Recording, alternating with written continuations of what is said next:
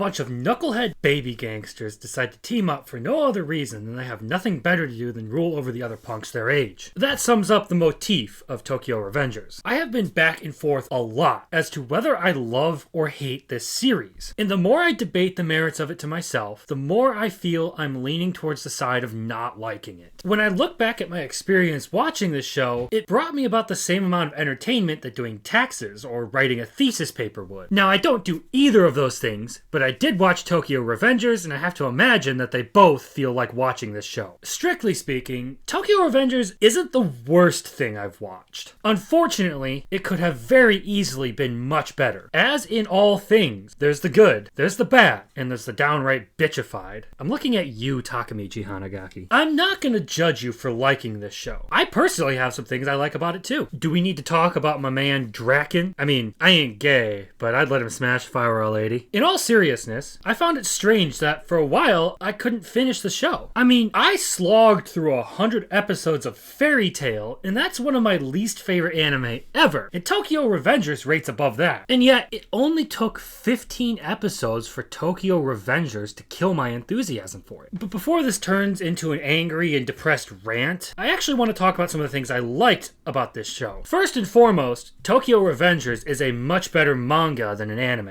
We're just gonna have to, laugh at the just read the manga bro moment here. But that's how I feel about it. Just like So I'm a Spider, So What is one of my favorite novel series, but suffered a disastrously bad anime. Tokyo Revengers struggles to retain my attention and my attachment to the characters. Which is weird, because the manga is dark and heavy at times, and that's exactly the kind of story I like. A story with some hurt or some emotional impact. And we're talking like kids growing up in abusive home environments, the death of loved ones, being forced to kill people to save your own family, and even an arc where a guy decides he's going to get revenge on the guy who raped his girlfriend. There are plenty of times where Tokyo Revengers deviates from a typical shonen series. And on top of that, they have a great primary story mechanism. Takamichi, the main character, has the ability to time travel, but it has huge restraints. He can only jump a set amount of time, and that's exactly 12 years into the past. And the fact that they don't over-explain that power, that they just let it exist and don't talk about it too much, is a really good writing choice. They instead choose to focus on the relevant parts of the series, rather than going on some diatribe about why Takamichi can jump back in time, in conjunction with his ex-girlfriend's younger brother, who happens to be the one and only ally who believes him about his power. He works to change the timeline so that he can save both his friends and his ex-girlfriend from the grisly fate they suffered due to the rise of a criminal organization known as Tomon. I also like that 12 years back, Tomon isn't just a gang to be a gang. They actually have a reason to be together. Characters aren't just delinquents because family situations and the likes drive them to find a place where they fit in, and that was how the Tokyo Manji gang, or Tomon for short, was created. There's a deep aspect of brotherhood to this group that I think is really good. They all have strong friendships, and they see their fellow members like brothers for the most part. There's also no bullshit special abilities added into the mix either. Well, aside from the time travel thing. Characters are mortal, and they have to rely on real-world attributes to make it through. The members of the Tokyo Manji gang have to rely on martial arts, brute strength, and even cunning. And in a series where characters can be morally gray at best, Teta Kisaki plays a good villain. He manages to stand out as much more sinister than even the worst of Tomon's rival gangs. He's also not the typical punk who relies on strength. Rather, he uses his sharpened intellect to pit people against each other and force outcomes to his liking. And I personally like these sort of puppet master villains the most. But the things I loved about the series just frustrate me that much more. I should have loved this anime, but it's not the case. So it took me a lot of back and forth to figure out where Tokyo Revengers went wrong. I have some minor gripes about the fights being, well, highly underwhelming. And that is a huge problem for a lot of modern shonens. So it's not like Tokyo Revengers is unique in that aspect. Still,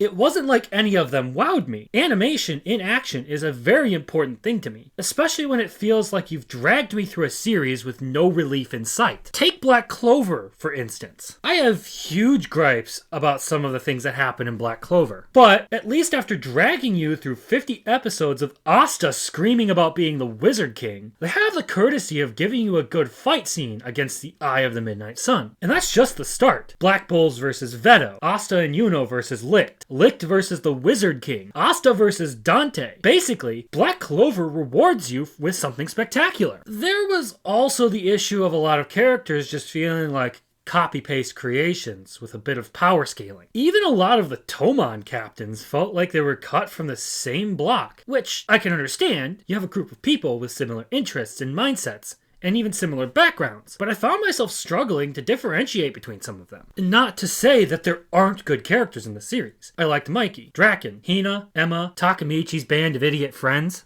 Those ones were the ones that stuck out to me. They seemed to actually have some significance to them. But everyone else just kind of blends together as this weird sort of baby gangster. God, I hope I'm using that correctly. Let me check that.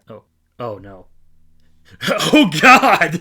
They all blend together to create the ultimate generic gangster amalgamation. But I'd have to argue that the most egregious sin of the series, one that, if fixed, could have negated the entirety of what I just said above, is the terrible writing of Takamichi Hanagaki. Yes, he has some admirable points. He's fairly selfless and willing to fight to save his friends. Loyalty and compassion are his only redeeming qualities, though. And I ain't lying when I say this dude has to be the biggest pussy of all time. I've got a peer-reviewed study right here that says you're a pussy. Yeah, I hate this guy, because all he seems to do for 24 episodes is wallow in his own self-pity, pissing his pants and then standing up with his arms outstretched so some beefcake can use him as a punching bag. Honestly, a lot of what he suffers feels like what he deserves for being such a bitch. This dude makes zero effort in any timeline to improve himself for his mission, or even equip himself with the tools he needs, and then cries through half the show as he realizes how worthless he is. And yeah, I know the whole crybaby hero thing is supposed to be a major part of the story, but if you want that to work, Takamichi needs to earn those tears. And guess what? I don't think he earns them at all. That's the thing about the pathetic protagonist trope.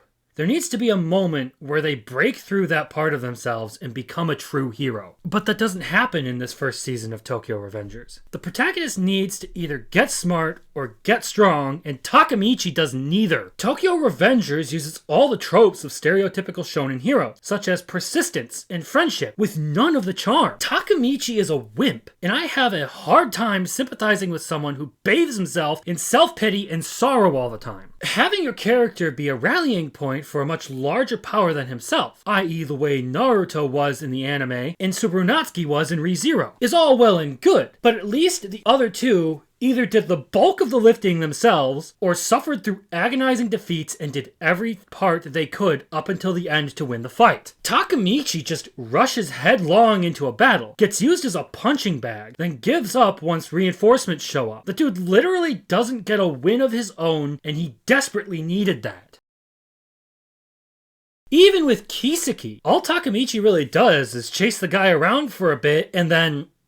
Oh, right, that's not in the anime yet. I'm sorry. The overarching theme of everything I just said is that Takamichi doesn't inspire. He comes off as a dude who shouldn't have been the protagonist in his own story, and not in the way the author intends. All the other points I made about underwhelming climactic fights and cookie-cutter characters would be things I could overlook if I didn't have to suffer through 50 bajillion Takamichi bitch fits. I'm not a fan of this series, but I don't loathe it like I do Fairy Tail or the D-tier isekais I'm going to cover in the future. I'll give it a 6 out of 10, if only for the fact that I've actually been interested in reading the manga. I feel somewhat compelled to see the story through to the end, but I sure as hell ain't watching that anime ever again. But that's just my thoughts on all of this. If you think I'm wrong, or have a different opinion, or have more to add, feel free to drop it in the comments. Then, you should like and subscribe, because if you don't, I'll subject you to the worst isekai imaginable on a loop for 5 days straight. But thanks for hanging around until the end.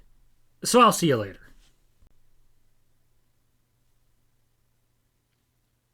Wait, why are you still here? What? You're expecting some sort of Avengers kind of post-credit scene? Well, too bad. Not happening.